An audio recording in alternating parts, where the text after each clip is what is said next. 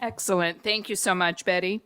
And before we call our meeting to order one more time, I would like to introduce our new District Advisory Council board members, starting with our co-chairs, Corinthia Williams and Raymond Moya.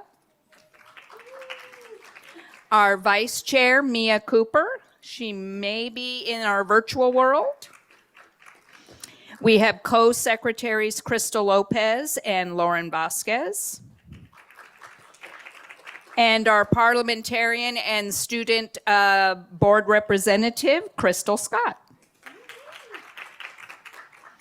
All right, I will turn it over now to Raymond Moya to call our meeting to order. Welcome everybody to the DAC. Thank you guys for showing up. Participation is very important. I want to say thank you for taking time to be here and presenting, as well as those of you who are here online. Thank you so much. We are calling the meeting to order at 5:31 p.m.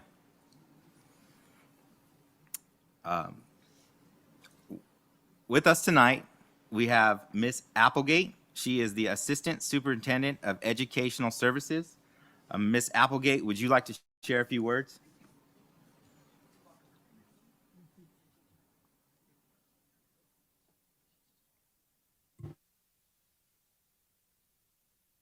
Thank you very much. I had said I wasn't going to, but I can't help myself when it comes to our parents. I actually wanted to really welcome our new board. Crystal, my goodness, this young lady has superpowers. She's everywhere, and I'm so proud of her. Thank you so much. So I just want to welcome our board members and Ms. Cooper, if you're online, and our other members, and just say thank you. I really appreciate you being here, our staff as well, because we know it's been a long day, but we know how important it is to stay on top of everything we need to do for our kids. Hopefully you saw our board presentation on Tuesday. We are very focused. All of us are in this together. We are all working to have the best outcomes for all of our kids. Parents are a crucial part of that. So thank you so much for taking time of your busy schedule to help us to help your kids. So welcome everybody and Happy New Year.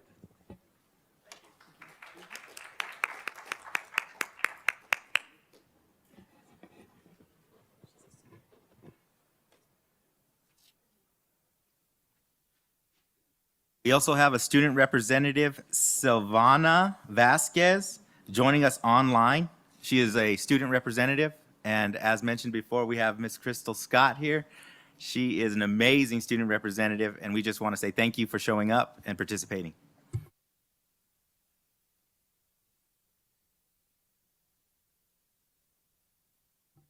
At this time, I will be turning over it to our parliamentarian, Crystal Scott. Good evening, everyone. My name is Crystal Scott, and I'll be reviewing our hybrid meeting norms.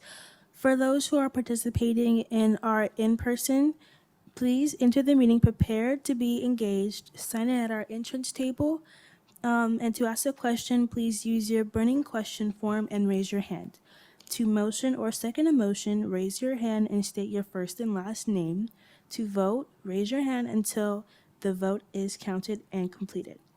For those of you who are joining us virtually, please enter the virtual meeting prepared to be engaged. Type in your first and last name and the school you are representing for attendance. To ask a question, type the question in the chat box. To motion or second a motion, raise your virtual hand or unmute, and then state your first and last name. To vote, raise your virtual hand until count is completed. Enjoy the meeting, everyone.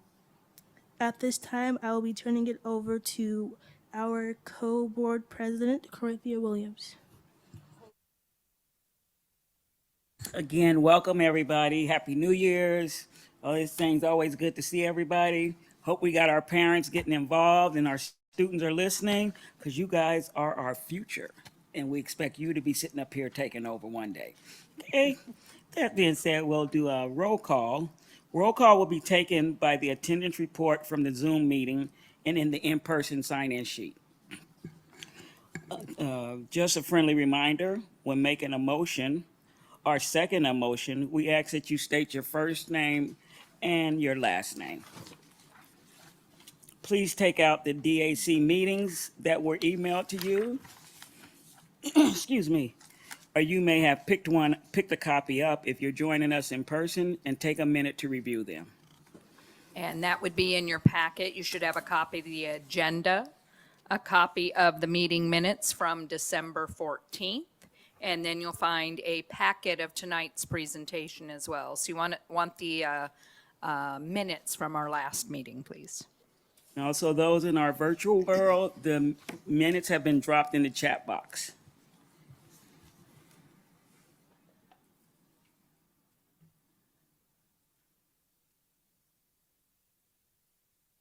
So as you're looking at the minutes, you'll recall that at our last meeting, we held our old business where we did our nominations and elections for our officers. And then we went into new business with information on scholarships and financial aid. You'll see all that information in the minutes, as well as our presentation on student attendance, our SART, SARB, and chronic absenteeism. And then we had a presentation on bullying prevention and intervention. And right after that, you had the opportunity to review the DAC bylaws and approve those for this year.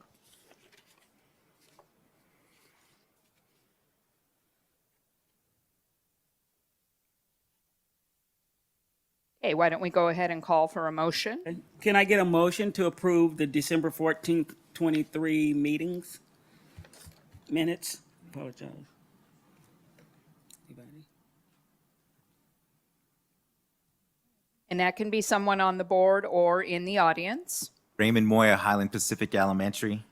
I motion to approve the minutes. Can I get a second? Second. State your first and last name, please. I apologize. Crystal Scott, I second. All in favor?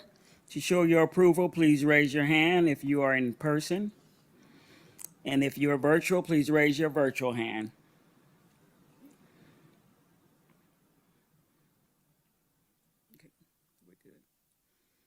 You may lower your virtual hand.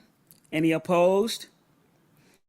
To show your opposition, please raise your hand if you are here in person. None. Thank you. Please rise. Oh, I'm so sorry. Please raise your virtual hand if you were in our Zoom to show your oppositions. You may lower your virtual hand. Any abstentions? Thank you, everyone. Motion carries. Excellent. Before we move on to the next item of business, I do want to recall, as Ms. Crystal Scott mentioned, the use of our burning question sheet. We have several presentations this evening, so if you have any particular questions for the audience as a whole, please write them down. And when it is time for questions, you'll have the opportunity to ask at that time. We do have a podium set up over here on the side for our in-person questions. The microphone is on this side over here. I think it might work a little better than the one we had set up last meeting. And of course, in the virtual world, you'll raise your virtual hand. Please keep in mind that if you have a personal question that relates to you and your family, you'll want to write that question down and hold it for after the presentation, and our presenters would be happy to address any personal questions at that time. All right, let's move on to new business.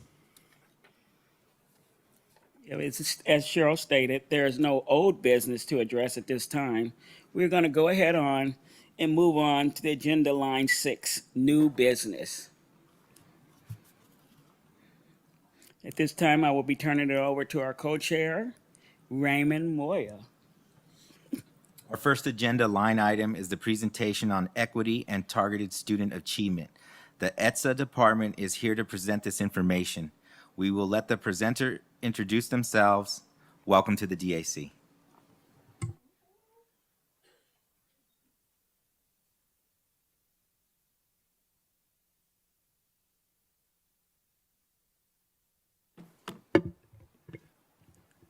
Good evening. Can you guys hear me okay? Not really. How about now? Can you hear me okay now? Yes. Okay. I'll get right here. How about that? There you go. Listen, it's really nice to be here actually. After doing this presentation a few times online, to now be here in person, I actually really prefer this. So thank you so much kudos, much congratulations to our new board, to our board members, Ms. Sargent, our director of categorical, Ms. Tagashi, my good boss over here, Miss Anna Applegate, who she didn't say this, but you guys may not know this, but and I'm gonna put your business out there, Anna, she is here with a broken rib, so in a lot of pain, but still here because the parents, the families, the students of our district mean so much to her. So really kudos to all of you, glad to be here. My name is Will Greer. I am the director of the Department of Equity and Targeted Student Achievement. I'm not gonna hold this microphone all night. I'm just gonna put it. Dr. Will Greer. So, I'm really glad to be here to talk about the work that we do in the ETSA department. I'm just really proud, actually, to lead the department and to be able to do equity work every day and to work with my colleagues here and our teachers and our principals and our kids, most importantly. That means a lot to me. So I want to start, if we can go to the next slide. I want to start by sharing the current reality. So we have about 4,000 African American students in our school district. Based on last year's CASP results, about 23% of them are reading at grade level, 12% are doing math at grade level. These are stark numbers that are critical, mission critical to all of us. And so it is our mission in the ETSA department to work with students, to work with teachers, parents, principals, to make sure that we are boosting achievement. I personally want to see at least half of our students meeting and exceeding grade level standards or beyond half. So that's personally important to me. We also have about 2,000, almost 2,100 teachers in our district, and our students are nested in many of their classes. And then we also have 74 schools. So when we just think about sort of how diffused and how spread across the district our kids are, those numbers kind of give us all a sense of, how spread out our students are. Next slide. So this is my department, these wonderful folks that you see here on the screen, and I'm going to talk a little bit more about them, but thankfully we have been able to grow our department so that we can have more capacity to do the work that needs to be done. So in a moment, I'm going to talk a little bit about what each team member in the ETSA department does, the work that they do, the work that they're leading, and the ways in which that they are engaging our students, our teachers, and our community to improve these outcomes. One person who's not, there are a few people actually who are not listed here. So I have to give a shout out to Mrs. Tamika Casey. She's our principal on assignment, new principal on assignment.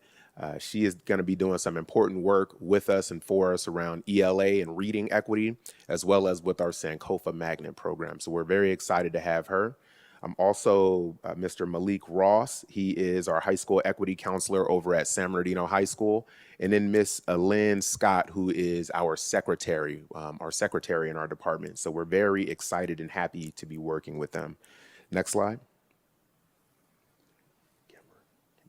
Keep me on time. Okay. And so in terms of what we do, our department was created in 2007. When the school board in San Bernardino passed the TIP policy, the Targeted Instructional Improvement Plan. And so this policy has several priorities. Among them are English, math, A through G completion, access to advanced courses, family engagement, and district training. Our department has some other priorities as well. So we have, again, the Sankofa Magnet program, which I'll talk a little bit about. We have some initiatives around Pacific Islander student success. We are really focused on student attendance because, as we all know, if you are not in the seats, if you're not in school, then you're missing out, right? And so we've had a number of issues, or some issues, especially coming back from the pandemic, around African-American student chronic absenteeism. And so we have been working with our department, the Positive Youth Development Department. They are tackling this issue head on. We're working with them, partnering with them to do everything that we can to get cheeks in the seats, to be honest. And then we also are working on an initiative and a protocol around racial slurs. And so we're developing a workshop for students and for teachers in schools so that we can combat and really address instances wherein students are called racial slurs, as this is becoming more and more of a phenomenon, I think, in our nation. Next slide. So I'm going to pause here. And this video, if I look a little younger in this video, it's because it was from a couple years ago. So I was probably a little less stressed. So I may look a little more youthful here. But this video, we're going to pause here so that we can play this video.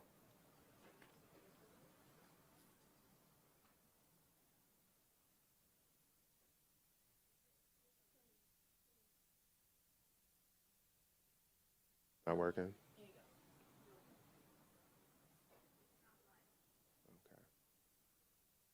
Okay, we are not going to watch a video right now. But what I think we may be able to do is put a link in the chat and enable folks at home to see the video. Essentially, it is just some of the work that we do so that families, community, we want you to see us in action, and I want you to see our team in action. So we'll make sure that you get access to that link so that you can check that out.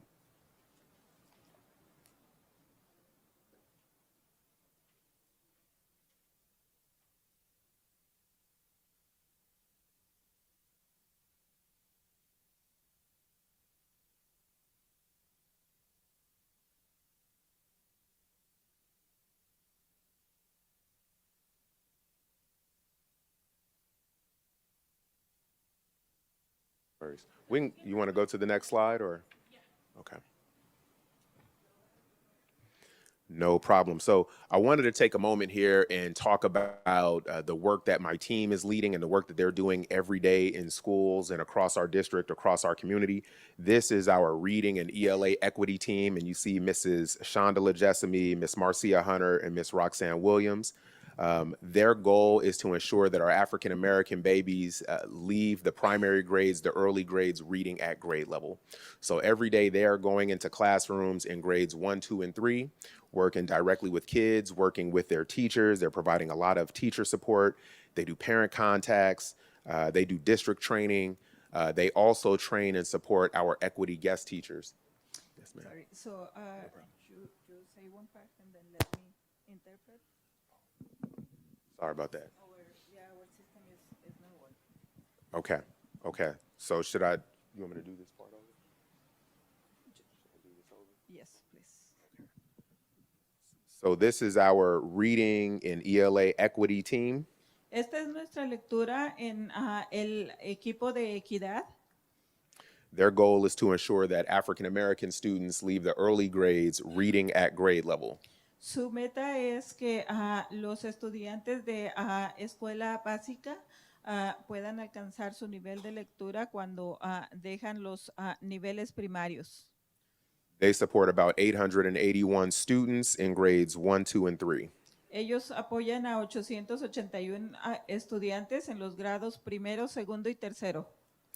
They are supporting our district by conducting site visits, Están apoyando a nuestro distrito conduciendo visitas a los planteles and providing teacher support, parent contacts, and district trainings. ofreciendo apoyo a nuestros maestros, contactando a nuestros padres y a nuestros estudiantes. Next slide. This is our math equity team, and you see here Miss Ajaye Green and Miss Chitty Kalu. Este es nuestro equipo de matemáticas y aquí pueden ver a la señora Natalie Twin. What was sorry. They are supporting 586 African American students in grades 6 and 8. Ellos están apoyando 586 estudiantes afroamericanos en los grados 6 y 8. Now, their goal is to ensure that our African American students finish middle school doing math at grade level. Ahora su meta es que nuestros estudiantes afroamericanos terminen su escuela intermedia al nivel de grado en matemáticas. They also do site visits, provide teacher support, and make parent contact. También hacen visitas a los planteles, proveen apoyo a los maestros y ofrecen apoyo a los estudiantes. Next slide. I'm very pleased to announce that this year we have an equity guest teacher pilot. So this is something I'm very proud of and excited for. Estoy muy contento de anunciar que tenemos un maestro de equidad invitado. We have 32 equity guest teachers at 29 schools. Tenemos 32 maestros de equidad en 32 planteles. They are supporting over 1,100 African American students. Ellos están apoyando aproximadamente a 1,100 estudiantes afroamericanos. In elementary, they're working with upper grade students in reading. En escuela primaria están apoyando a los estudiantes en los grados altos en lectura. In middle school, they're pushing into math classes and supporting students every day in math. En escuela intermedia están apoyando en las clases de matemáticas, están apoyando a los estudiantes en sus clases que están tomando en matemáticas. And in high school, they are assisting students in grades 9 and 10 with grades, attendance, and wellness. Y en preparatoria están apoyando a los estudiantes en los grados del 9 y el 10, apoyándolos en su bienestar estudiantil, en matemáticas y en salud. Next slide. So we may come back to this. I'm not sure if we have time for this. Y podemos regresar a esto. No sé si vamos a tener suficiente tiempo para esto. Do we have time for a partner talk? Or should I just keep going? Like 2 minutes? Okay. I just got word that we have time. Y So- me acaban de avisar que tenemos tiempo. So what I want to do here is just pause and ask the audience and our parents online, how is the ETSA department addressing math and reading performance across our district? What Entonces, did you lo hear que me talk quiero about? hacer aquí es una pausa y preguntarle a nuestros padres y a nuestro personal cómo están haciendo nuestros maestros apoyando a los estudiantes en la clase. So please turn to somebody if you're here with us and just share one fact that you heard. If you're online, please type something into the chat. Entonces, por favor, volteen a ver a alguien y si ustedes han visto algo sobre el programa, pónganlo en el chat.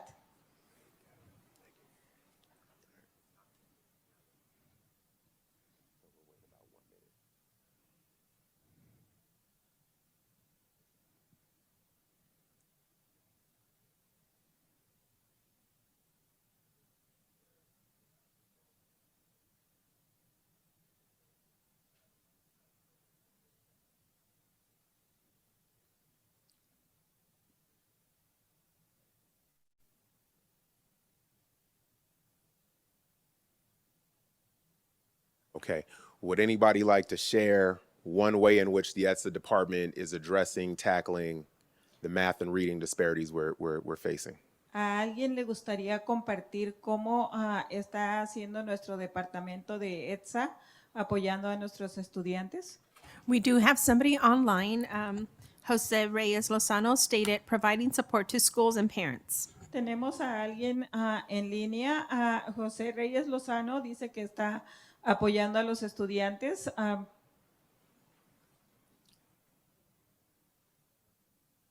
Raymond Moya, Highland Pacific Elementary. You've just presented that you have an ELA team that can help try to get those early learners to get to grade level. That's Raymond Mora very de important. Pacific dice que acaba de presentar que está ayudando a los estudiantes de ELA a que lleguen al nivel de grado. Followed up with the math team that's going to Y specialize con in la ayuda getting del them equipo de to meet that matemáticas. math standard. And that's valuable. And then this is what impressed me the most is that you're equity guest teachers. The Y amount eso of, es the amount lo of que me students they're impresiona reaching más, es que son maestros invitados. is amazing. Es increíble. Thank you. Gracias. Thank you. Thank you. Next slide, please. La siguiente toma. So I am pleased to present to you our high school equity team. Estoy contento de presentar a nuestro equipo de equidad de la escuela preparatoria. They are led by Dr. Josie Beckles, Mr. Ellos Malik están guiados Ross. por el maestro Josie Peffels. Josie works at the district office. Mr. Ross, he's our equity counselor at San Bernardino High School. En Josie, ella trabaja también con los maestros. El señor Ross trabaja, I'm sorry, what? El señor Malik Ross trabaja en la preparatoria de San Bernardino. We have Miss Siobhan Anthony, our equity counselor at Pacific High School. Tenemos Siobhan Anthony en la escuela Pacific. And then we have Miss Carolyn Larkin. She's our equity counselor at Indian Springs High. Y tenemos un consejero en la escuela de Indian Springs, en la preparatoria de Indian Springs. We also have 2 high school equity guest teachers. También tenemos dos maestros invitados de equidad. Mr. Daniel Sanchez at Arroyo Valley El señor Daniel Sánchez en Arroyo Valley and Sarah Doucette at Sanji High School. y Sarah Doucette at Shanding High School. High School. So collectively, they're supporting over 1,000 African American students in grades 9 through 12. Colectivamente ellos están apoyando a más de 1,000 estudiantes en los grados del 9º al 12. They're doing some important work analyzing transcripts, checking in with students daily around grades, attendance, and Ellos wellness. están haciendo trabajo importante analizando sus grados, chequeando cómo están los estudiantes, su bienestar. They're working to make sure that our students are taking college classes. Están trabajando para asegurarnos que nuestros estudiantes estén tomando clases de colegio. And they coordinate daily math tutoring support where our math tutors go into our math classes Y coordinan diariamente clases de matemáticas donde nuestros tutores van dentro de los salones a darle tutoría en las clases de matemáticas. and the math tutors help our students directly in class every day. Y nuestros tutores de matemáticas ayudan a nuestros estudiantes directamente en el salón cada día. Next slide. And then we have our student and family engagement team, and Mr. Lawrence Hardy and Miss Francine Blacksher lead that team. Y después tenemos nuestra participación de estudiante. It's working already. Sorry. Yes. So Mr. Hardy, he's doing some important work with our African-American families, Miss Blacksher with our Pacific Islander and Filipino families.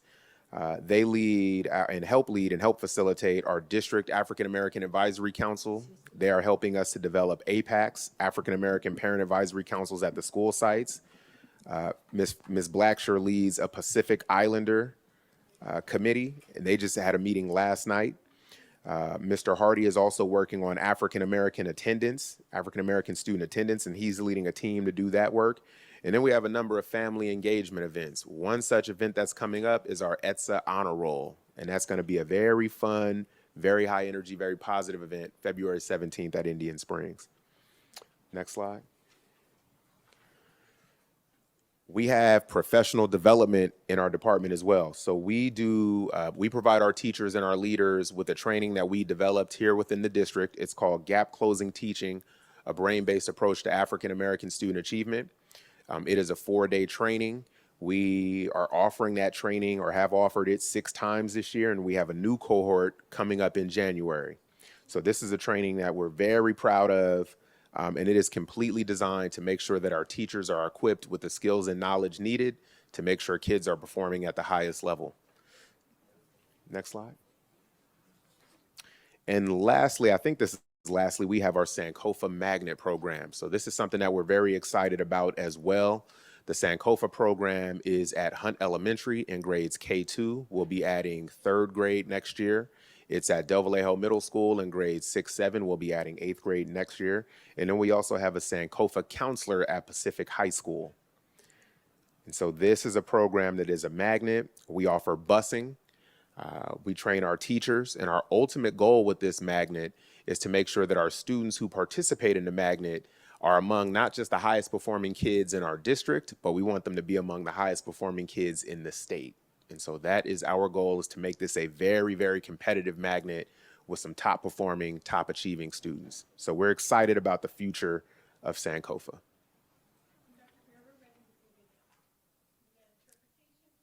We're all good? And guess what? We have a video. So we're going to pause here and play the video.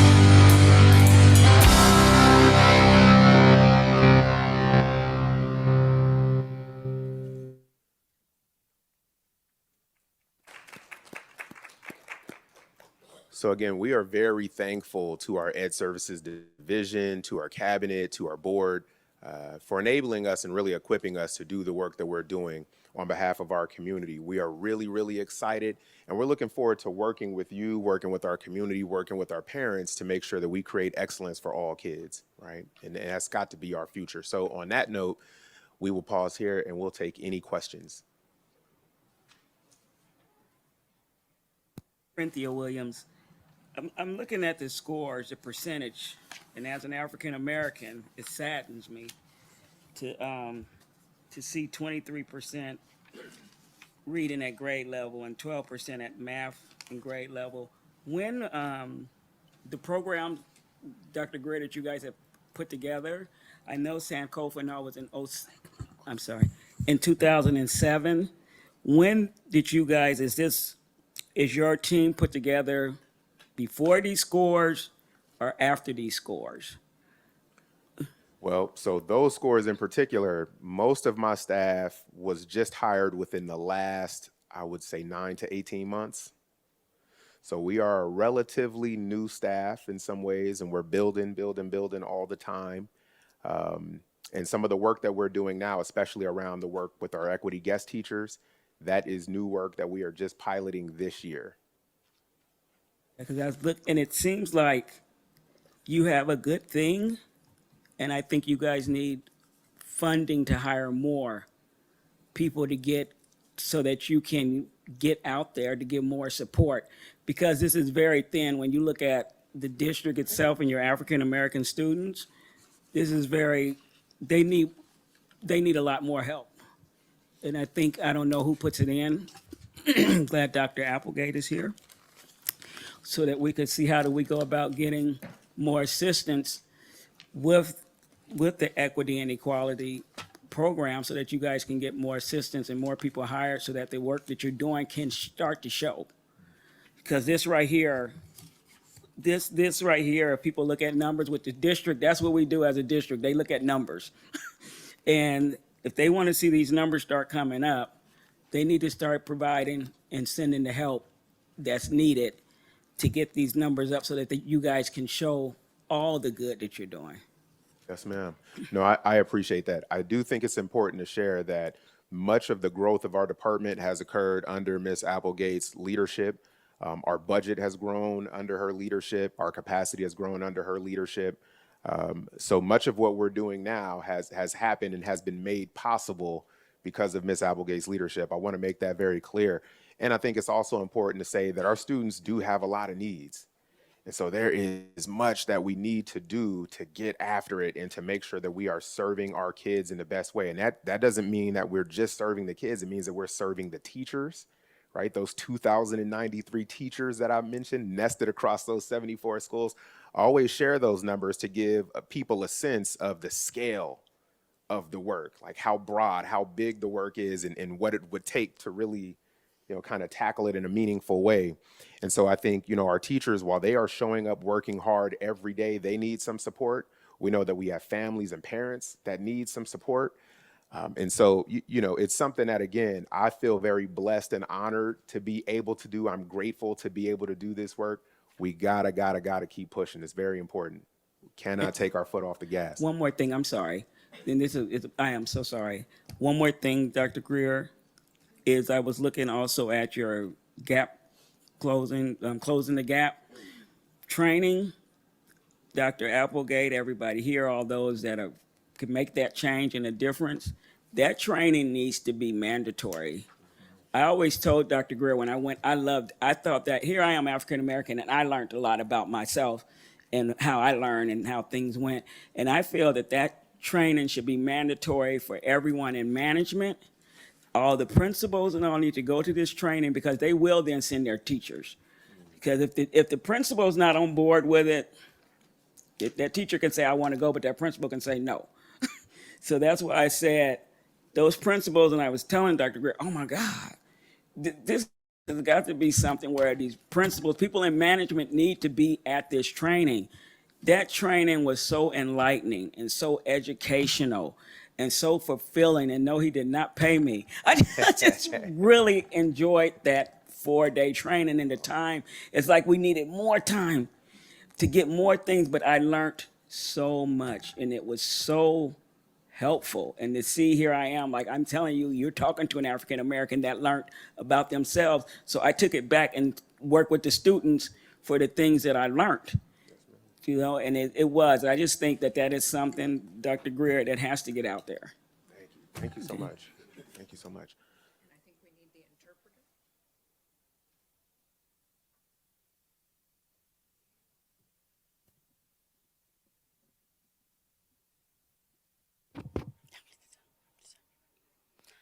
Buenas tardes, mi nombre es Vanessa Ibarra, pertenezco a la escuela de Bingwang y Warm Spring. Muchas gracias por este programa, es la primera vez que lo escucho. Hello, everybody. My name is Vanessa Ibarra. I'm from Wong Springs and Bingwang. Es la primera vez que escucho este programa It's the first time I hear about this program. y es importante que los padres de estos niños sepan lo que está ahí para poder tener el soporte y poder tener las herramientas también a ellos para poderles ayudar y que no nomás que haya 3 maestros en primaria que soporten. So it's highly important that parents know that there are resources and supports within the school where their children assist, so they have this information. Que haya en cada escuela un maestro que pueda soportar a los niños afroamericanos para que puedan tener su lectura y su escritura a su nivel. And also that there is a teacher that is supporting African American students that can give them that reading that they need. Enfocarnos también en middle school y primarias primero para que cuando lleguen a high school ellos puedan tener ya su nivel. No tener nada más un consejero en las high school, sino también en las primarias.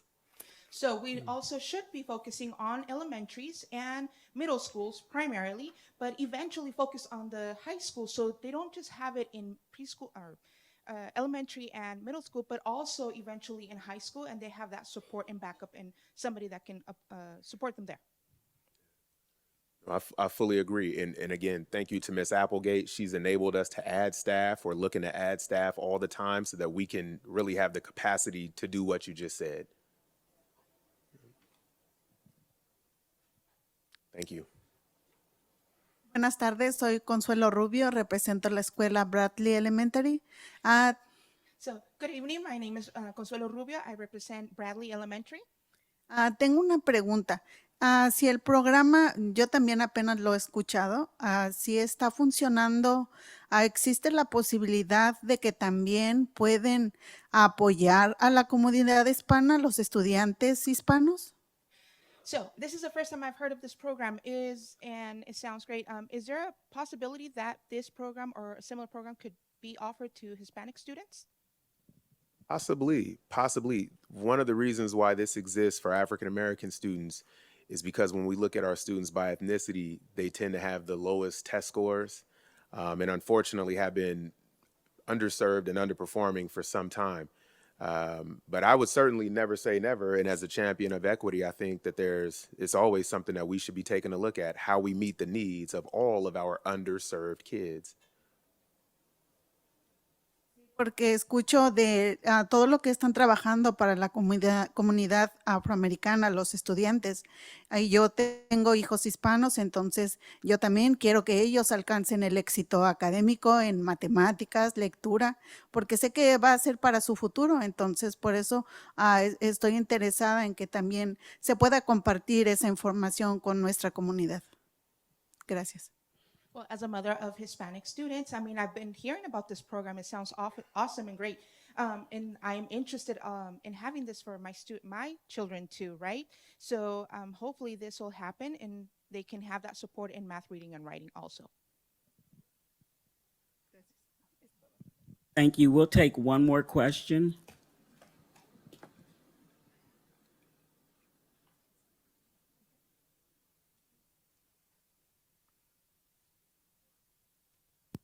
Okay, thank you. Thank you, Dr. Greer, for all that wonderful information. All right, thank you guys.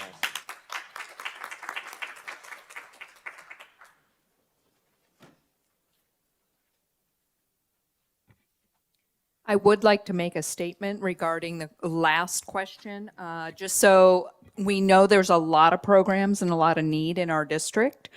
And we don't always advertise everything we're doing, but just so you know that we do have a program very similar to Dr. Greer's who's supporting our African-American students. We have guest teachers that are at all of our elementary schools helping support with early literacy and early math, and that's available to all students in our elementary schools. And that's, again, is due to Ms. Applegate's leadership. Next item on the agenda. We will now move on to the presentation of the Title III program being presented by the staff of the Multilingual Programs Department. We will let the presenters introduce themselves. Welcome. Thank you very much. I really appreciate being here tonight and to be able to share what we're doing for our multilingual students and our English learners. It's always a great opportunity to share with the community the wonderful resources that our students have access to. Always very impressed by Dr. Greer and the things that he's doing. It really is a team effort when it comes to student achievement. They're all kids, no matter what color or race they are. And so our job as educators is to help support them so that they can be successful. And so I'm very happy to be part of the team. I also would like to recognize the help we get from our categorical department. They help support our programs and help with the allocation of our funds. Without them helping to support our students, it would be a lot more difficult. So I want to publicly thank the categorical department for what they do. And particularly, I want to thank our parents. Our parents are an integral part of having student success. And so what I've learned over the years of many years in education is that when we work together with our parent community and our educators, our school districts, we're much more likely to achieve the success that we're looking for. Obviously, we face many challenges, not only in our district, but in all districts. And, you know, being a student in today's world is very challenging for our youngsters, for our scholars. There's a lot more distractions that they are facing than when I was in school, or many of us were in school. And so things are dynamic in nature in terms of education and how we learn, right? Kids learn in a different way than we learned when I was in school. And so it's up to us as the educators to figure out the best resources, the best tools, the best strategies to be able to support them in today's generation. So I'm very happy to be the director for multilingual programs. I'm representing our elementary side of the house.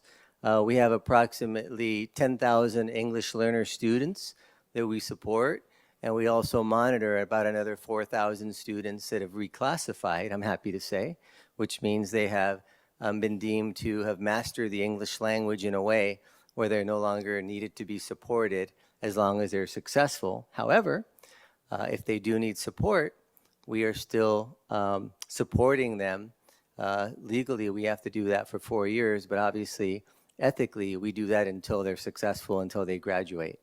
And so we have a great multilingual program and a lot of supports for our English learners. We're a very large school district, as you know, and because of that, we do receive funding that represents our student population. And so today, I'm here to speak a little bit about how we utilize our Title III funds, which is allocated to our English learners and dual language students. And so that's my goal today. So as you can see, represented in the first slide, we receive... Excuse me, I'm sorry for the interruption. No problem. I didn't catch your first or last name. My name is Les, L-E-S, Ojeda, O-J-E-D-A. Thank you. You're welcome. And so as you can see, represented in our first slide, we receive about $1.3 million in Title III funds, and that money specifically set aside to help support our English learners, and our dual language programs. We also receive about $108,000, and that supports our immigrant students. So this funding is very specific on how we can utilize this money to support our students. And so it's a blessing to be able to have a school district our size, because the allocation is based on, you know, the amount of students that we have. And so the more students that you have, the more funding you receive. And so thus that's the amounts that we get. Next slide. So San Bernardino City Unified School District provides every English learner an effective quality, research-based instructional program and equitable educational experience to empower them to become well-prepared, contributing members of society. That is our goal. We want every student that comes through our school district to be able to give back to the community, be successful, and achieving whatever goals that they may aspire to have. For some of them, that may be attending university. For others, it may be a vocational type school or a skill that they want to learn or master. And that's totally fine. The objective is for them to be able to have the potential to reach whatever goals they have. And so the funding that we receive through Title III will help support our English learners in achieving whatever goals they have set for themselves. Now, the state also has some requirements that we have. If we can go to the next slide. So as a district, we have what we call strategic goals. And for many of the parents that are here that attend our DLAC meetings, part of the training that they receive, we speak to reclassification of English learners. And what that means is that students that have not mastered the English language are at a disadvantage. And so the goal is for each student that is at a disadvantage because of language to be able to provide supports for them to be able to master the English language at a level where they are no longer going to need supports, and remove that barrier or obstacle from them so they could be like every other student that speaks English. So that's the main goal, is to be able to take that away, that language deficit, really, because they don't understand English, and be able to provide resources and teacher strategies to help the students to be able to reclassify. There are 4 criteria for reclassification. One is to score a level 4 on the LPAC. Another has to do with their grades. In high school, that means receiving a C or better in their main classes, and also to have a 2.0 GPA. And for elementary school, it's to be at grade level in English and math. And so that's 2 of the criteria. And the third one has to do with achievement in terms of academic achievement. And we utilize the CASP, which is a state exam that measures their academic growth in language arts and math. And so we need them to be at meeting the standard or exceeding the standard in that area. Once they meet those criteria, then we talk to the parents, and we have what's called a parent consultation, and we discuss this and then are able to reclassify that student. And so once we do that, we monitor that student, as I mentioned earlier, for 4 years to make sure that they're continuing to be successful. If they are not, our job is to provide interventions for them, or resources for them to continue to be able to meet the grade level standards. And so, in essence, that's a really quick synopsis of what reclassification is. Number 2 speaks basically to English language proficiency. Once they are reclassified, they are deemed to be English language proficient. And then I also mentioned increasing their academic performance, right? We want them to be able to academically be a grade level. And so once they master the English language, now we remove that barrier, and they're able to understand the concepts in the English language a little bit better, and are able to compete with students that are not English learners. And then we also have what's called the Multilingual Initiative. As I mentioned earlier, we have about 25 dual language programs. We also have 1 trilingual program. We have a FLES program at a couple of our elementary schools.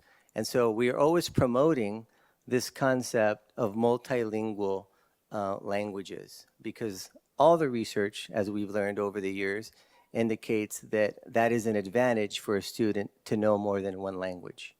And I'm very blessed to be able to stand up here and say that I am fluent in two languages, Spanish and English.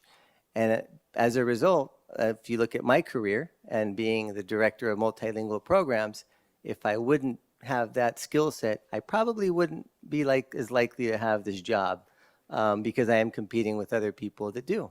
And so I'm very grateful for the opportunity to have that in my life. And I know the value, and I am very passionate about promoting that to our students. It's very important, if you have the opportunity to learn more than one language, to do it. Give you an example. My son, when he left, he actually served a mission in Brazil. And when he left, he was already speaking Spanish, and he already obviously knew English. When he went to Brazil, he was not forced, but that's the language they speak there. So really, he was forced to learn Portuguese. And so now he's 20 years old. He lived there for 2 years. And now he really is trilingual. He can speak English, Spanish, although the Spanish is not quite as good as it was before he left. And now, but his Portuguese is excellent. He's currently attending University of Brigham Young University in Utah. And he's told me that, hey, Dad, I think I'm going to minor in Portuguese. And I thought, man, that's really cool. So another example, that's just an example in my life of how it can help a scholar to be able to learn more than one language. And I think that's going to open a lot of doors for him in the future. And that's what I would expect for our students as well.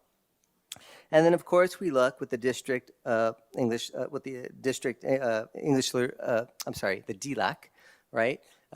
Some of our parents, I know that are here or are listening virtually, I know attend our DLAC meetings and are very involved in our community. And as I stated earlier, without that support, I don't think we can reach the same level of success with our students academically, because what's reinforced at home is very important. I'll give you another example. When I was young, my sisters, my brothers, and I were all raised in the same home with my grandparents. I was first generation born in the United States. And so Spanish is my first language. When I started school in kindergarten, all of a sudden, I, like my other friends, wanted to just speak English. So my grandmother had a rule at home. In my house, she said, we do not speak anything other than Spanish. I didn't realize how wise she was. You know, that would upset my sister and I, because we wanted to be like our friends, right? We wanted to be cool and talk English. But now, years later, I'm so grateful for my grandmother that really had that rule in the house. And because of that, we were able to preserve not only our languages, but our culture as well. And so that's an example of how you as parents can support our students at home. And then the other part of that is making sure that students are doing their homework, that they're keeping their priorities in order by asking them simple questions. How are you doing today? Do you have a lot of homework? Just those little prompts can help you find out what is going on with your student. And so that's just an example of how together, working at home and working at, in our school sites, working together, we can better support our students. Next slide. So I already mentioned a little bit about with Title III. Here's the definition. The purpose of Title III is to help ensure that English learners attain English language proficiency and meet state academic standards. Federal funding is provided through various grant programs to assist state educational agencies and local educational agencies in accomplishing this goal. Next slide, please.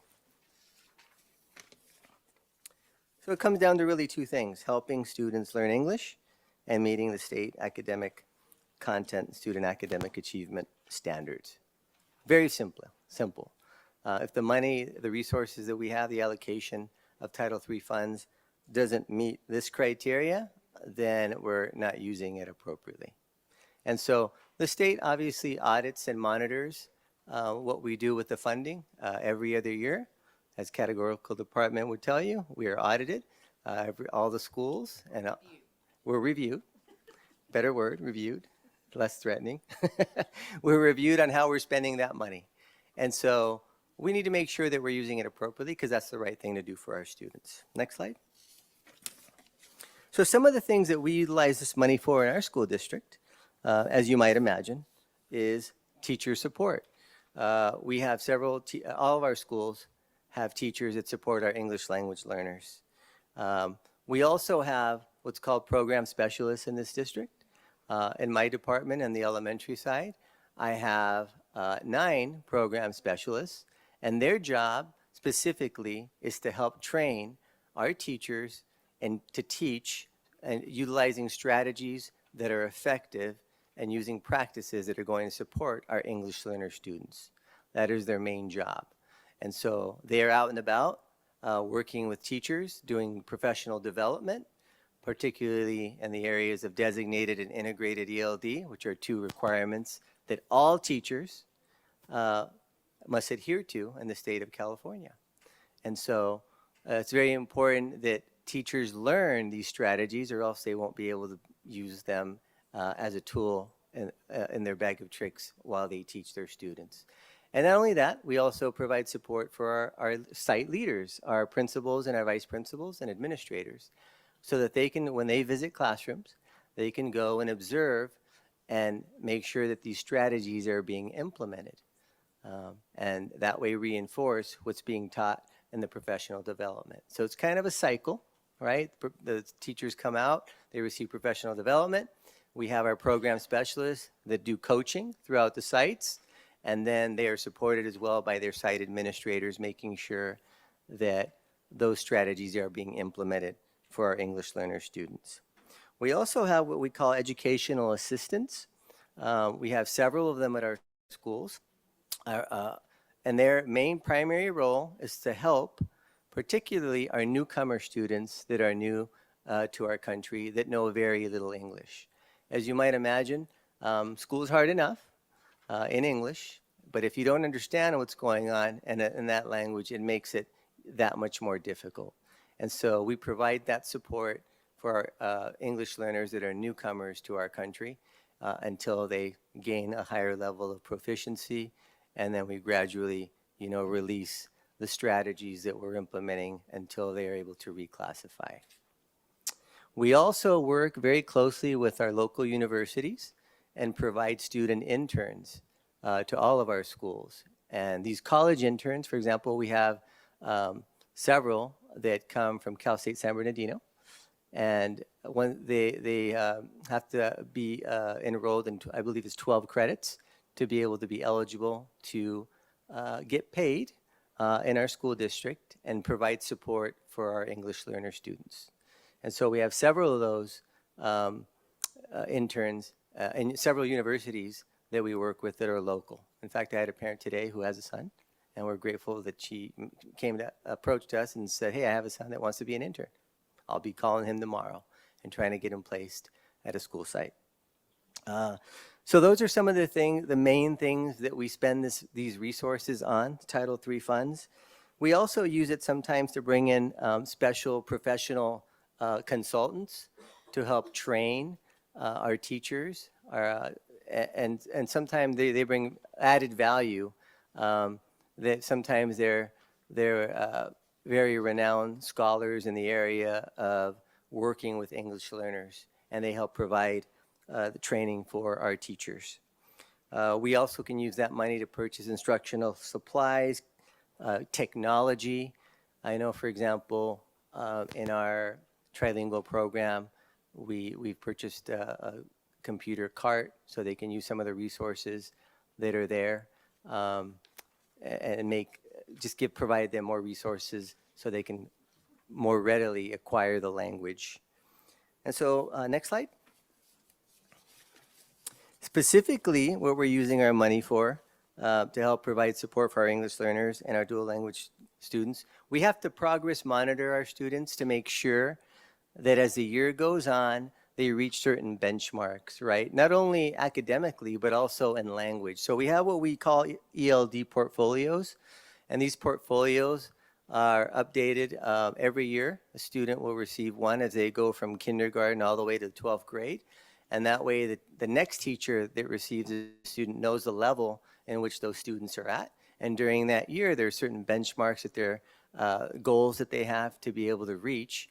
and they can progress monitor that student. To me, it's one of the most important things and the success of being able to reclassify our students, because it allowed us to progress monitor that student throughout the course of their education in our school district. And so that's very important. If you don't have benchmarks or goals, it's very hard to achieve a goal, right? And so that tool helps our teachers to be able to monitor them. And again, I mentioned professional development. I listed a few examples of what we do. Kate Kinsella is a consultant who helps train some of our teachers. She was here last summer and has been here during the school year, primarily working with our secondary teachers.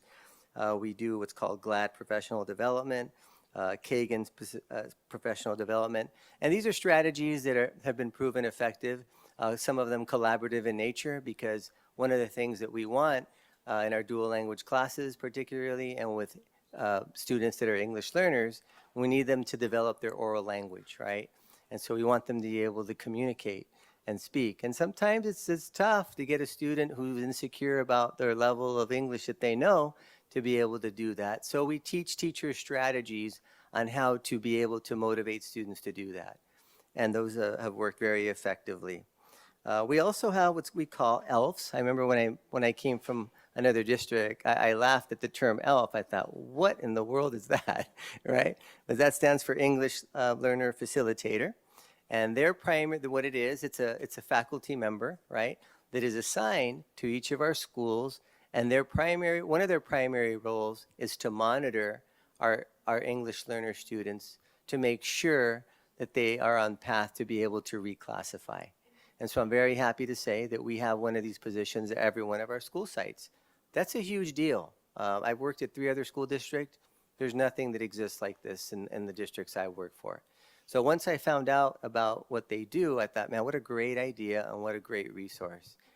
Because as you know, we have many, many English learners in our district, and it's very hard to be able to have our counselors do the monitoring by themselves. So now we have somebody whose specific job is to monitor our English learners, and I believe it's a great resource for us to have.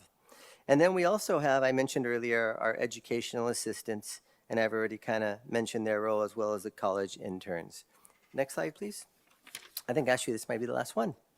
So with that, I will be happy to answer any questions that you might have regarding our programs or Title III funding. I have a question, sir. Yeah. Right. Corinthia Williams. Really quick, we have one quick comment. Go ahead. Where's the question? We have about 30 minutes and 4 more presentations to cover. So at this time for the remaining presentations, including this one, we will only be taking 1 question. 1 in person and 1 virtual. So that means 1 in-person question and 1 in virtual question. Remaining questions after that, you can go ahead and use that yellow sheet that Ms. Cheryl Tagashi mentioned, the burning questions form, and you can note your question there so that we can make sure to address it, and we will make sure to get back to you. Thank you. A quick question, sir. What are the numbers as far as how you are progressing for what you guys' program? How are the students progressing? How many students are in your program?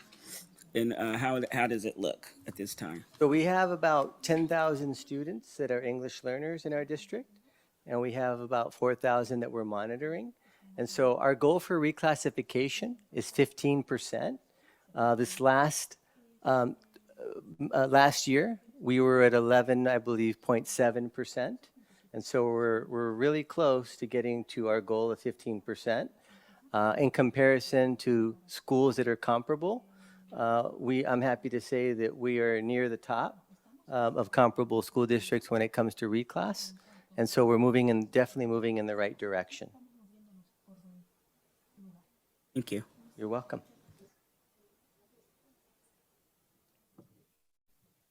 We do have one more question, a virtual question. And so again, the rest of the questions, so remember, 1 question in person, which we already addressed, and then 1 virtual question, and then all others, if you can please use that burning question form. Thank you so, so much. Okay, so the online question comes from Ms. Jeanette Martinez. If there are services available at all school sites? How do we as parents go about requesting these resources for our children who may not be African American nor an English language learner, but are struggling and need the help? So if we can have that translated by our interpretation, or do you want me to translate it?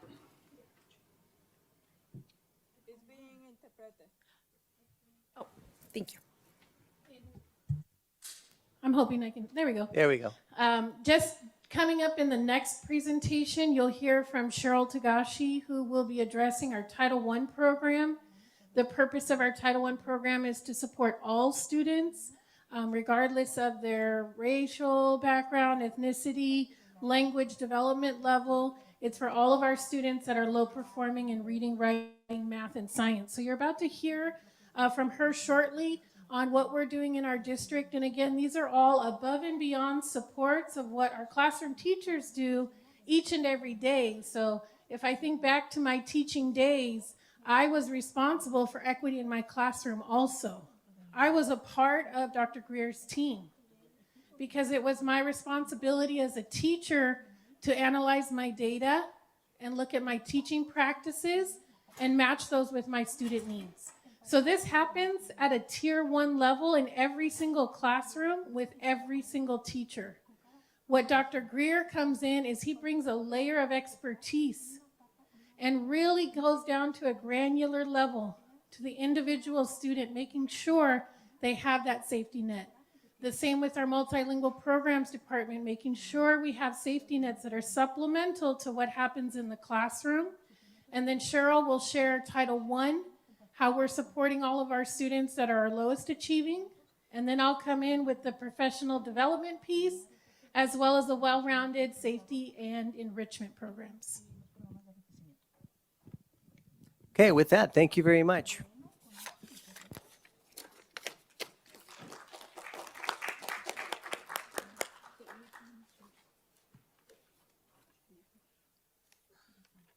Up next on the agenda is the presentation on Title I Parent-Family Engagement Activities, Reserve Funds, presented by the Family Engagement Office. We will let the presenter introduce themselves, and thank you for coming to the DAC. And just prior to having our representatives from our Parent Family Engagement Office actually give our presentation, I would like to give you a little background information on the Title I funds that are received in our district, specifically for parent-family engagement. Next slide, please. Because our district receives over $30 million in Title I funds, there are $500,000 reserved specifically for our parent-family engagement activities in the district. Our parents and family members of children receiving these services shall be involved in the decisions regarding how those funds are used, and that's done when we develop our district parent-family engagement policy. It's also done through some of our surveys. In fact, you'll have one today that we're going to distribute to you to get your input and your feedback. And it's done by your input here at our District Advisory Council meeting, as well as our other parent advisory meetings. These funds are used to support our schools in providing professional development for district and school personnel regarding parent-family engagement strategies, which may be provided jointly to teachers, principals, and other school leaders. They are also used in supporting programs that reach our parents and family members at home, in the community, and at our school.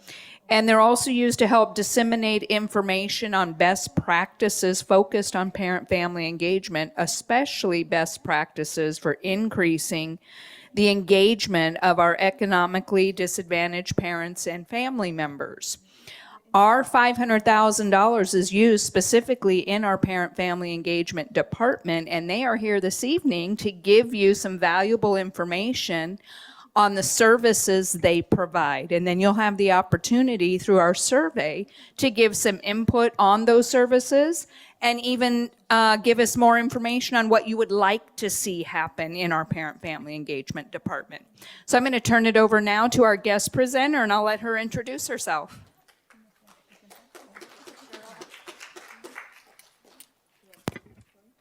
Good evening, everybody. Thank you for that round of applause coming up. I feel really special. Goodness gracious. All right, we're going to get this party started quick because I'm looking at the time and my belly is grumbling and we're ready for dinner. But more importantly, let's talk about all the good stuff we're doing here in San Bernardino City Unified School District for our families and community. All right, thank you so much. And before I do get this party started, congratulations to all of these people up here, because I feel like I know all of you on personal levels, and if I don't, we're going to get to know each other. All right. So the slide that we have here in front of you is, we're just going to highlight Excuse some me, of the Gina. stuff. Yes. First and last name, please. Oh, thank you, Mr. Moya. My name is Gina Perez. I'm the program specialist with the Family Engagement Department. Thank you, sir. All right, so the slide that we have here in front of us is taking steps towards our mission, and this is one way our department is supporting our families and communities. Some of the things that we've been doing is we've been working in collaboration with our clusters and our schools and finding out what the needs of our families are. Our department believes that we go into these streets, we work with our community to find out what it is that you guys need so that we can support you best. Okay, we realize that while we're experts in the classroom and at district level in education, you know who's experts with their kids? Parents. And so we go to you and we ask that you ally with us and support us as we do this work. And when we do this work, you might see us out there doing parent workshops. And you might see us doing distributions with resources and toys depending on the needs. We are really excited this year. We're going to have a parent summit, which will be in April. It's the first one that we're doing for San Bernardino City Unified School District. Our department will be hosting it. And most importantly, it's a parent summit for our parents. So we need your input to know how we're going to move. What are our needs? We also do host the Back to School Extravaganza, which we've done for the last 4 years, and it's been quite a success with a bunch of resources to our students. I see quite a few people like, yeah, I've been there. It was lovely. That's right. Heck yeah. We also have our volunteer tea where we like to celebrate all of our volunteers. We thank you. We can't do this. We can't lift this weight without you. Okay, so we thank you, and we like to celebrate our volunteers at our volunteer tea. Last year was an honor. We had Dr. Greer speak. It was lovely. We also have our SPAC, our support. We support our Superintendent Parent Advisory Council. And our SPAC is one parent from every single site. And this council is created so that we have representation directly linked to our superintendent. That's a voice that you guys have, that you get to communicate directly with him from your sites. So it's a beautiful thing that's been established. Thank you, Dr. Gonzalez, for having that happen. All right, next slide, please. We're taking steps towards our mission, so supporting our families and communities in collaboration with our schools. Like I said, we don't make decisions without our schools, our other district offices, or our families. And so when we're talking about collaborating with schools, that means we're going to sites, we're doing walkthroughs, we're establishing family engagement teams at sites. Okay, it's lovely that we have a department, but we know that our impact is going to be with our teachers, with our students, and at those school sites. We are supporting our sites with accomplishing their SPSA, their goals, which is their student plan for student achievement, their school plan for student achievement, our family engagement plan. We've established kindergarten literacy clubs at multiple schools. What the kindergarten literacy club does is it allows our parents to follow the scope and sequence right alongside our kindergarten students. So our parents, our teachers at home, for our kindergarten students, just as our kindergarten educators are supporting at school. So it's a beautiful thing, a beautiful partnership. We also are attending any parent and family engagement and community events. There's an amazing event going to happen this Saturday where we get to celebrate such a beautiful thing happening here in San Bernardino. What a joy. One of our students, woo-woo, is a Heisman Trophy award winner. I can't say that for myself. So I'm impressed. Let's celebrate for San Bernardino. It's a beautiful thing, and it's a wonderful community event for us to celebrate and come together and show up and show out. We also have, thank you. We also, we have welcomed a assistant director, and she is supporting with our secondary education. We're collaborating with our secondary counselors and our college and career readiness teachers, because we know we need to support not only our family engagement at our elementary level, but our secondary level. And we know that looks different It's not the same. Our students, when we support them at kindergarten, first, second, is different when they get in 6th and 7th grade or when they're about to graduate and go to college or a trade school or whatever it may be. And so we want to be sure that the family engagement that we're providing is true and authentic to our community and our needs. All right, we also are attending our site and district level meetings. So not only will you see us here, you might see us at your ELACs, at your SSCs, because it's important. We need to hear from you to know how we can support. We also participate in home visits. And I feel like when you see those pictures up there, you might know some of those faces. I see some of those faces in our crowds. I see some of those faces as supporting as our DAC council. You guys are showing up and showing out. We appreciate it. So if you see yourself up there, kudos to you. Next slide, please. All right. And supporting our families and communities, professional development. What we're really finding is research is showing that if we can work with our teachers and provide professional development that is focused on how do we support our parents? How do we support our community? How do we make it so that our parents are an ally and they're helping us lift the weight with us and that we can help our parents? That is our goal. And so what we're doing is we're really focusing on professional development. And what that means is we're establishing our family engagement digital library for teachers. So teachers can access different resources that support you specifically, whether it is way to read your report cards, questions to ask during a report card season. It might be testing seasons right around the corner. How do we support our kids during testing? As parents, it changes. It's different. When we went to school, it was very different. And so now as times are changing, we're rolling with it. We also do site visits, and those site visits help us determine the needs of the sites, and then we establish our family engagement teams. We have a weekly professional development that we do with our community relation workers and our parent liaisons. And all of the topics that we do for these professional development sessions correlate with whatever is going on within the school year. So if it's report card season, we're talking about report cards. If it's time for reclassification, we're talking about reclassification. If it is time for testing, we're talking about testing so that our parent liaisons have the information to support our parents out there in the community. We also do school site professional development. We've gone to different sites where we've supported the sites depending on what they need. Some of our sites have asked, how do we establish better relationships with our parents and community?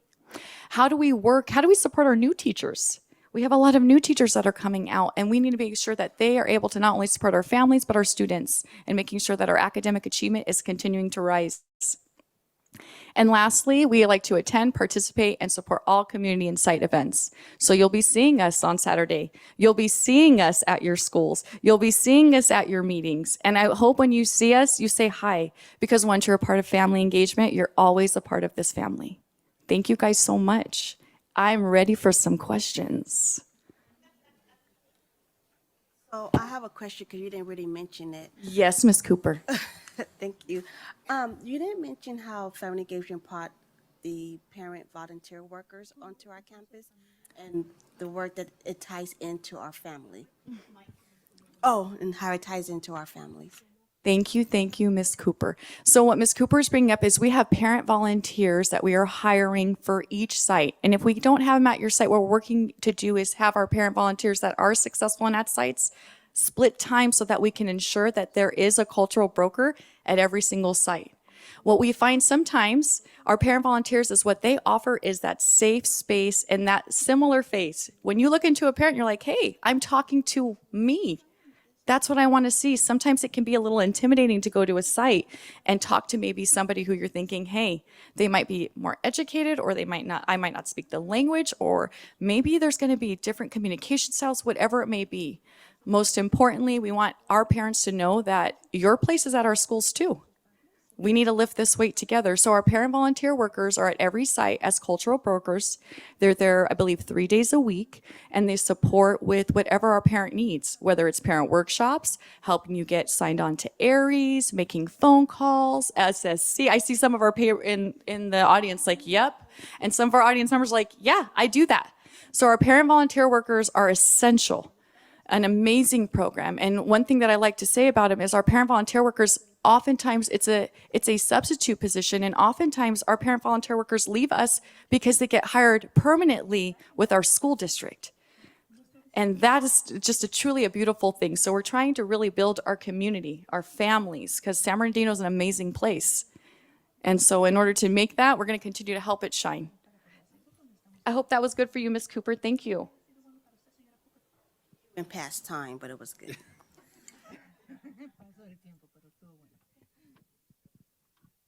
Thank you, Ms. Cooper. Okay, and we don't have any questions in the chat box. And so if anybody else in person does have questions, or even somebody virtually, please, once again, use your form for burning questions and we'll make sure to address those. Thank you so much. Thank you. Thank you so much, Ms. Perez. Very well spoken. I myself am a product of family engagement. I am a parent liaison. I am there Tuesdays, Wednesdays, and Thursdays from 9 to 1. And everything that she spoke of is true. And it's a wonderful department. And now we're going to move on. We're going to go to our next agenda line item is the Title I, Title II, and Title IV program monitoring, being presented by the Director of Categorical Programs, Ms. Kimber Sargent. But starting with Ms. Tagashi. Thank you. Thank you very much. Appreciate that, Mr. Moya. As Kimber mentioned earlier, there's a lot of resources in our district, and we've heard about many of them this evening. And what we're going to do is move into the allowable activities that are used according to our federal guidelines for Title I program. And you'll see a description on this slide of what the Title I program is. It is a program that we apply for through the federal government. Our district receives a little over $30 million. And the purpose of the program is to improve academic achievement throughout our schools for all students, in particular our lowest achieving students. Our schools that receive our Title I funds, they receive a majority of those funds. Some are reserved at the district level for support staff, such as myself. But our schools that receive those funds operate one of two programs, either a school-wide program, SWP, or a targeted assistance school program. All but one of our schools is a school-wide program, so these funds can be used for all students. Next slide, please. On this slide, you're going to see an example of how some of our funds are used and the type of activity that they provide. So we have staffing in our Atlas department who serve and support the families of our homeless and foster youth.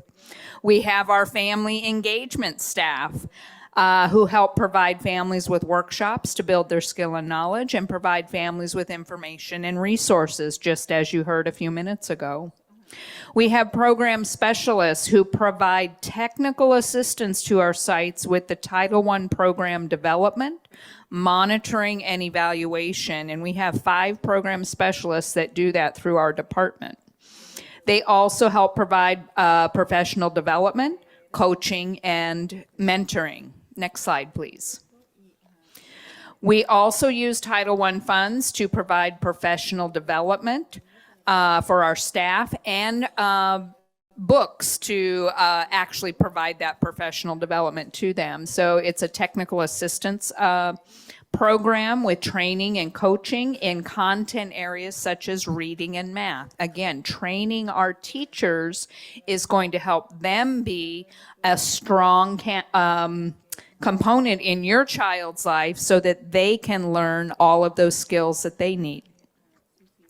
We also have professional development contracted services because sometimes we do need experts coming in to offer those training sessions to our teachers and our administrators.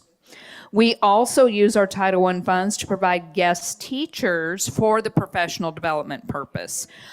They go in and help cover the classroom so that the teachers are able to attend that training. Next slide, please.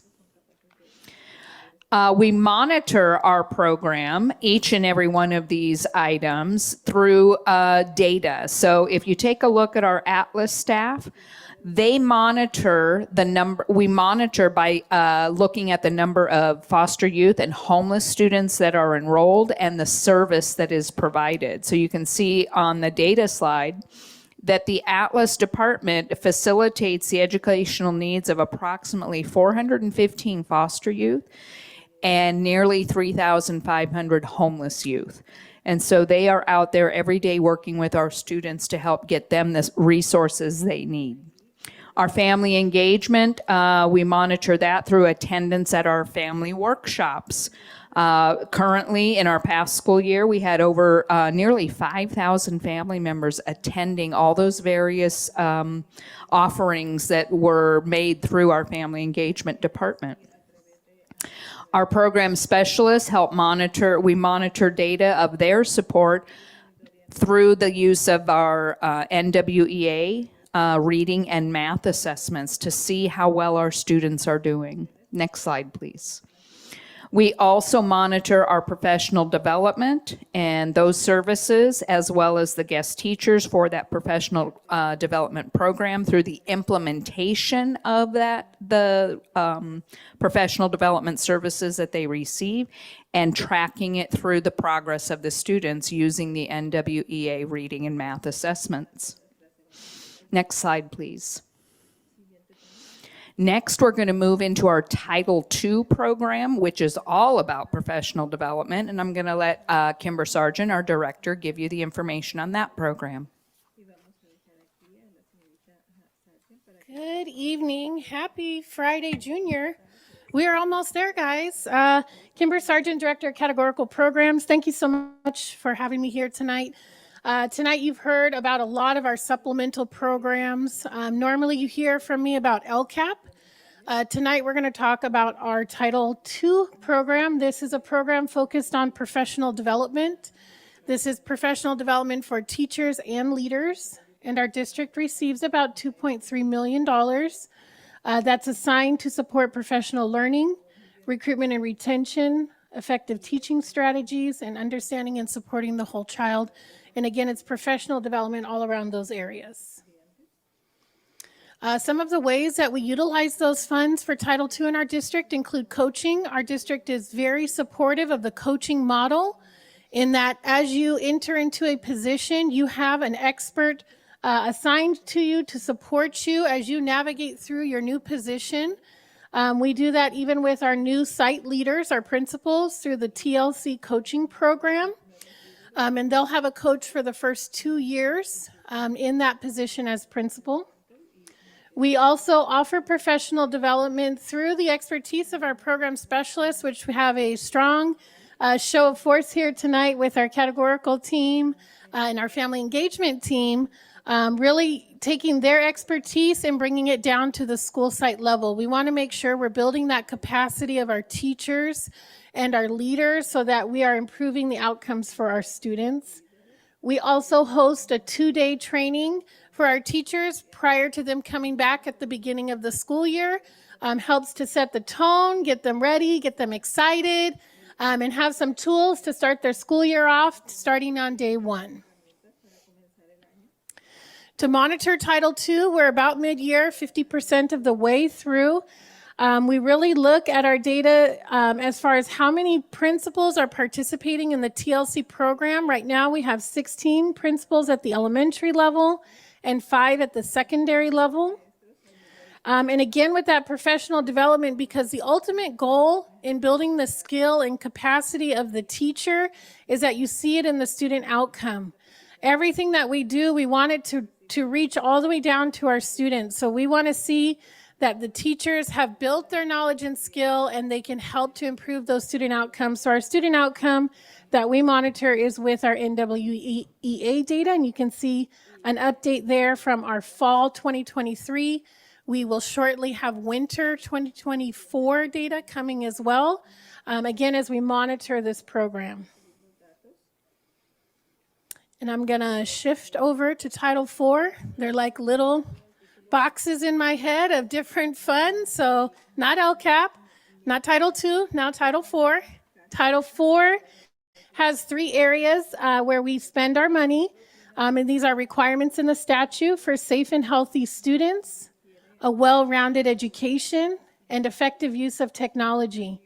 We had a comment in our chat in the earlier presentations about all of our students receiving support, and really that's what we do with our Titles 1, 2, and 3. Title IV really allows us to provide that enrichment and address the whole child. So not just the academic side, but the well-being side of our students. In our allocation, I skipped that, but it's about 2.3 million. Some of the ways that our Title IV funds are used in our district includes Heart Associates. These are therapists that come directly to the school sites. They have a caseload of students that they work with. These are students identified as needing Tier 3 support, meaning they have the support of their counselor.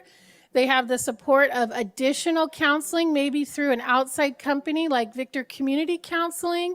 And this comes in as a third layer. Again, this is all supplemental to what happens in our classroom from our fantastic educators and what they do every single day. For our well-rounded program, we focus on college and career. And our arts program, which we have at Barton, this became a program that initially started as a grant, has shown great success, and we continue that program offering that at Barton Elementary. And then lastly, the effective use of technology. We have an educational technology team that are boots on the ground in the classroom right there next to the teacher, because just as you have the best lesson in your whole life, that's when your technology stops working. And they really help the teachers navigate through that. As you saw in tonight's meeting, our interpretation equipment didn't want to work, the video didn't want to show, but we want to build the capacity that our teachers can just carry on, adjust their lesson, but continue to build those 21st century skills. The data that we use to monitor these pieces include our Panorama Student Survey, which has completed. We expect that data coming out in the spring, but you can see our last time that we gave this survey. You can see the results there from 22-23. For college and career, the California dashboard provides us information on the college and career indicator as well as A through G. And with the effective use of technology, we utilize something called the Triple E framework, which helps to ensure that our teachers aren't just substituting instruction with a piece of technology, that it's there to really enrich and enhance their instruction. Next slide. Tonight in your packet, if you're here with us in person, you have a paper copy of this survey. It does take time to be thoughtful in your responses, and your responses are critical to the success of our district. So you are welcome to fill this out on paper. We will also send a follow-up email to tonight's presentation with a link to that survey so you can take it electronically. If you are joining us here via Zoom, we have just placed in the chat a link to that survey. We invite you to provide us feedback and input. What would you like to see in our Title I program to support all students that are low achieving? In our Title II program for professional development, in our Title III program for our English learners and immigrant students, and in our Title IV program for our whole child and enrichment program. So we do invite you. We'll keep that survey open to give you some time as you take this back to School Site Council and share this information. You might have other families that also would like to fill out this survey. And I'm going to pass it back over to our new board, and I wish you a very congratulatory clap. Thank you so much for your service to our DAC, too. We very much appreciate you. Thank you, Ms. Sargent.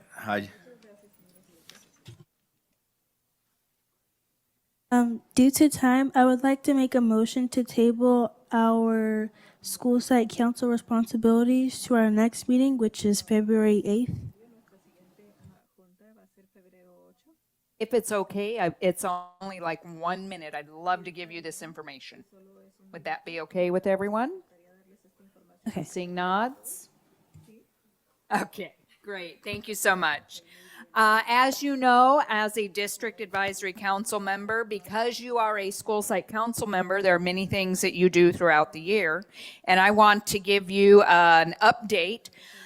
Recently, we had received some new information from the California Department of Education on our school plan for student achievement template, and we are making a few adjustments to that template prior to training our staff at our sites on developing that plan for next year. So we've made a few adjustments in our January and February school site council tasks that should be taking place.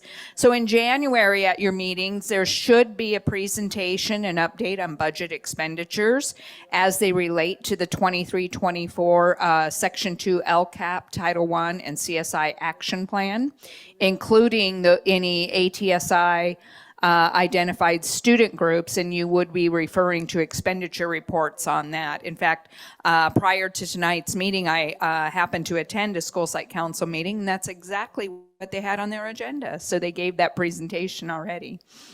And then you would also take a look, you should receive a copy of the Section 3 centralized services for review and eventual approval in April.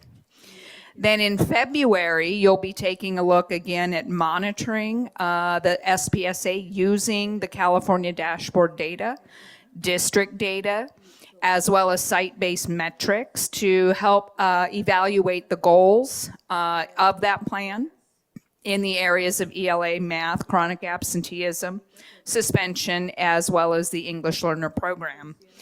At that time, you would also present a draft of the 24-25 SPSA Section 1 Purpose, Involvement, and Resource Inequities. You'd also present an update and jointly develop the 24-25 School, Parent, and Family Engagement Policy. You'll do a final review of your 23-24 LCAP budget allocation.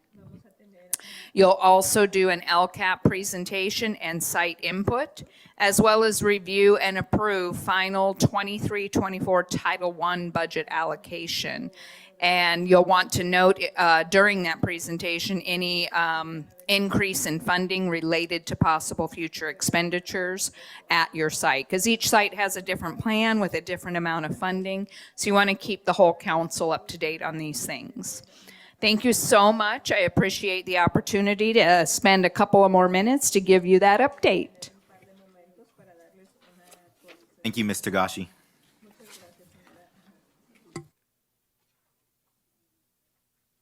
Thank you. At this time, we were asking if anybody have any public comments. I would like to say I want to thank all the ones that came out and presented to us tonight and gave us all that valuable information. We really do appreciate it. And I also wanted to say thank you to the people online and in person for staying over to receive that information. We really do appreciate that too. I have a public comment. We have our very own Dr. Sandra Rodriguez that was honored, I believe it was Monday, by the Black Chamber of Congress. And we need to just let her know that we love her and we appreciate her and a well-deserved honor. Dr. Absolutely. Rodriguez. Let's give Dr. Rodriguez a huge round of applause. And also, everybody, don't forget Saturday at 10 o'clock, our very own graduated from Cajon High School, my alma mater. Whoop. Okay, Jaden Daniels, who is our Heisman Trophy Award winner for 2023. If you don't know what the Heisman Award is, ladies and gentlemen, that is the highest achievement in football that you can achieve at the college level. And we have our own San Bernardino student that did that. Absolutely. So everybody come out Saturday and let's help honor and have a good time. And there's a huge banner stretched across University Parkway with his picture on it, heading up to Cal State. I saw it this afternoon. Absolutely. Make sure you enjoy that parade. Any other comments before we close our meeting? There are none in the chat box.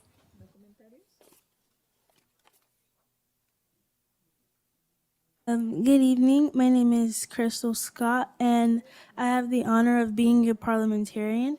Recently, I was in the San Bernardino City Martin Luther King Parade, and I would like to thank our Assembly members James Ramos and Eloise Reyes, our County Board members Dr. Glenn Dowdy Rogers, our City Council members Mr. Reynoso and Ms. Calvin, and also our SBCUSD members Dr. Tillman, Mr. Husky, Mrs. Alexander, Mr. Ariano, Ms. Grande, Ms. Paulino, and also a special guest who came, which is Ms. California.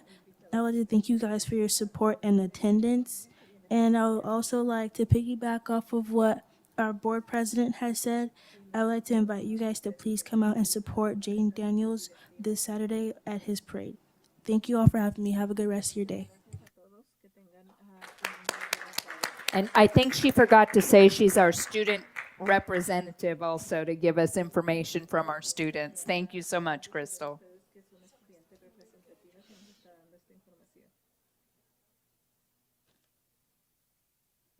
And are we If there are ready? no further comments, we will now adjourn the meeting.